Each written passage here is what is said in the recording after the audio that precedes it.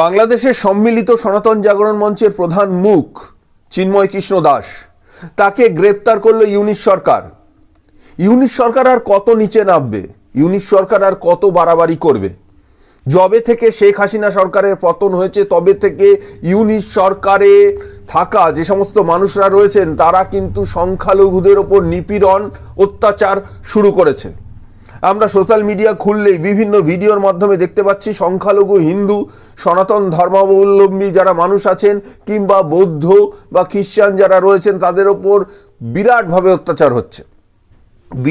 অত্যাচার হয়েছে। এবং এই নিয়েই প্রশ্নের মুখে পড়লেন কিন্তু ইউনিশ সরকার।